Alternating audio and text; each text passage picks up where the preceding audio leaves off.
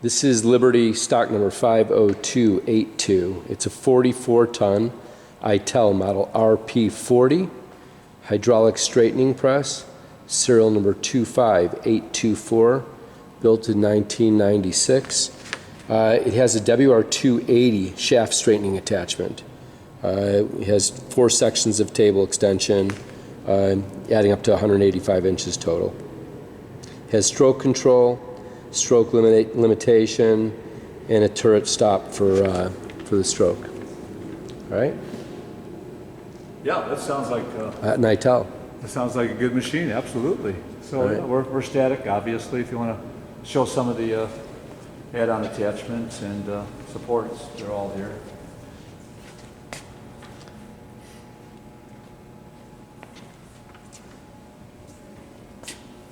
Full up on oil. Those are my temporary lines coming in, my 3-phase. Currently wired 480 right now. And of course, yeah, there's the attachment. Yeah, the carriage. Yeah, it's a long one.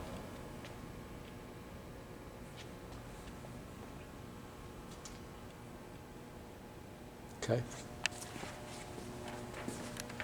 And of course, right, main cylinder, which is in really nice shape. We're about halfway up right now. I'm on the stop, so that's looking good.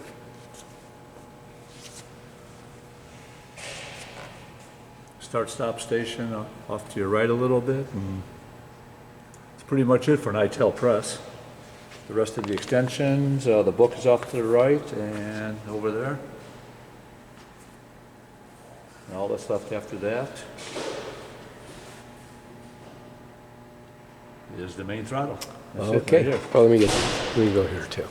Oh yeah, tag's back to reach it.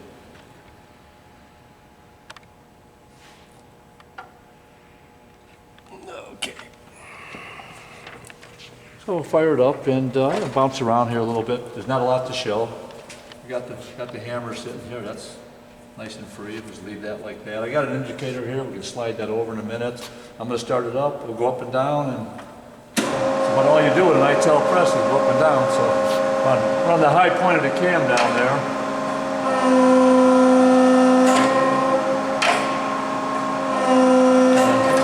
A little bit lower.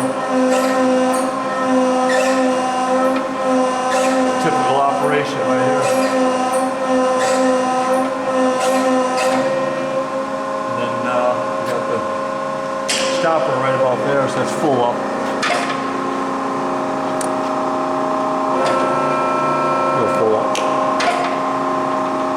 Go about halfway down on the cam right there. You get a good look at the cylinder all the way down here, or most of the way down, I should say. I can hold it right there.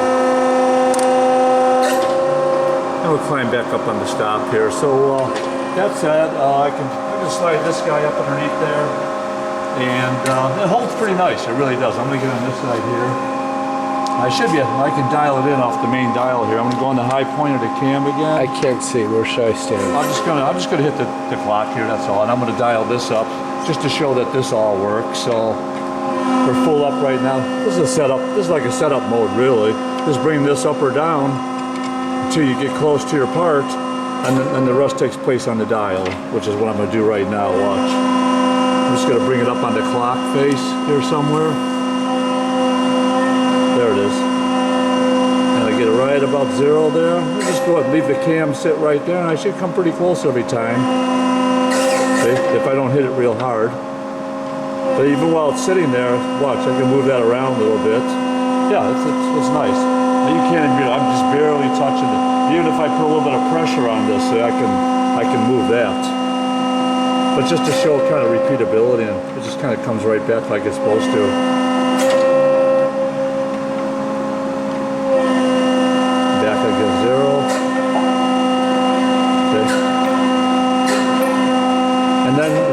Upstairs, we could show, some people want to know how it holds pressure at various points along the cam.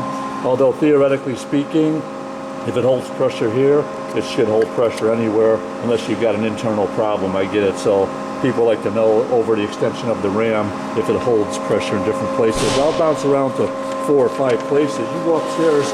I got the gauge turned on. There's a ladder.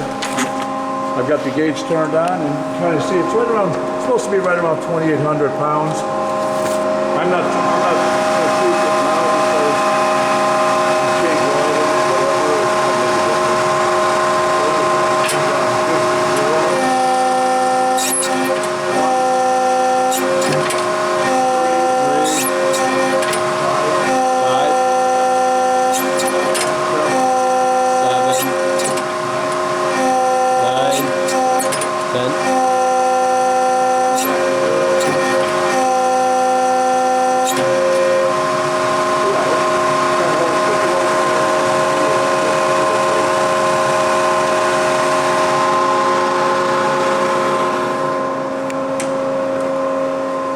and really, that's all there is to show, pretty much. So that all looks pretty good.